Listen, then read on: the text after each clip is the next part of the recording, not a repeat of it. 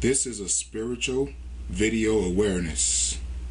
Many might say that this is wrong, but more will see through the fog of lies that the media hides. And I hope I do not become your enemy because I make spiritual video truths. Our great war is a spiritual war. Our great war is a spiritual war. Son, can't open your eyes. Can't you see? The shit's chess. It ain't checkers. It can't be like this. It is this way, man. I'm sorry I exposed you to it, but it is. Wake up. Wake up. Wake up. Son, can't open your eyes. Can't you see? Son, can't open your eyes. Can't you see? They all laughing at us. They all laughing at us. They all laughing at us. Yo, for real. Is this a coincidence? Really? It is this way, man. I'm sorry I exposed you to it, but it is. It is this way, man. I'm sorry I exposed you to it, but it is. Now prepare yourself for the featured presentation and do your own research and search out the truth. Yeah, because you were there. We've arrived from every corner of the planet to this nation to seek the fulfillment of the promise of America. We were promised a better life in our home countries, where we were told that privatizing water and electricity would make things run more efficiently. Instead, the quality remained almost the same, and the price was increased until it became an unaffordable luxury.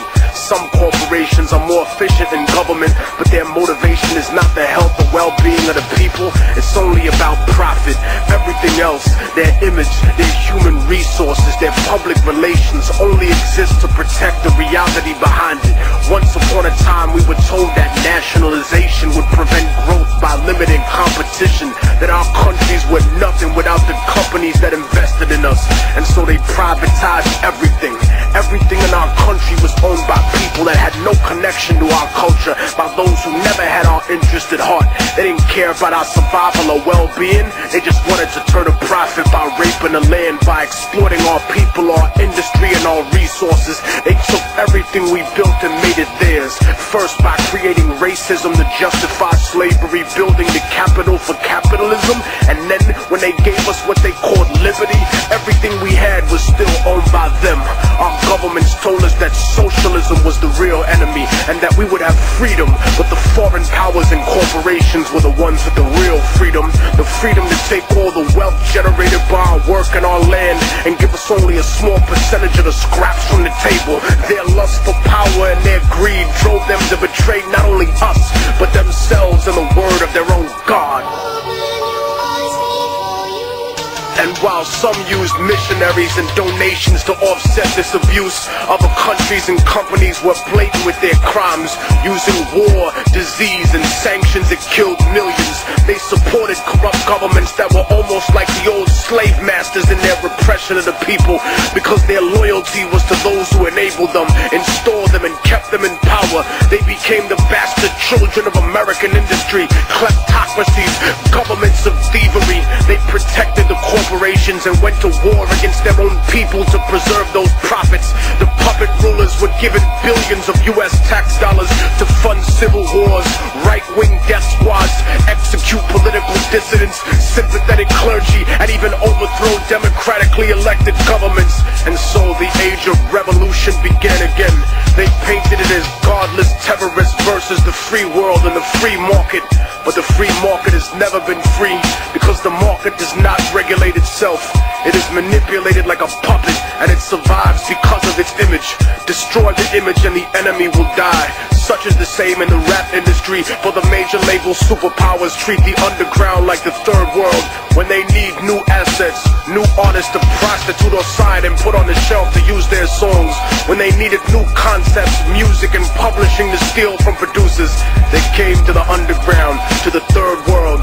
They took our culture, our property, and our industry, and our resources, even using our own people to help them exploit us. But behind the mask of efficiency they claim that we need to succeed, they're no better than us. Their economic advertisement judgment was always a lie. A few got rich, but most were given an illusion of wealth, almost as if it was designed for failure. Opportunity comes at the price of the soul in the music. So remember what they are underneath the fancy architecture. Glittering rented jewelry, the cars, the IMF loans, the seeds with suicide genes, 20-year contracts and oil blood money. Build your defenses, my independent brothers and sisters. They'll stop at nothing to get what they want. They paint the third world underground as savage and backward, but the superpowers are no less corrupt. They've just learned to disguise it better, cause they fix elections too. They embezzle tax money, they go to war for resources, they fund terrorism for their own benefit. And when there's enough at stake, history's taught us that they'll even assassinate their own presidents.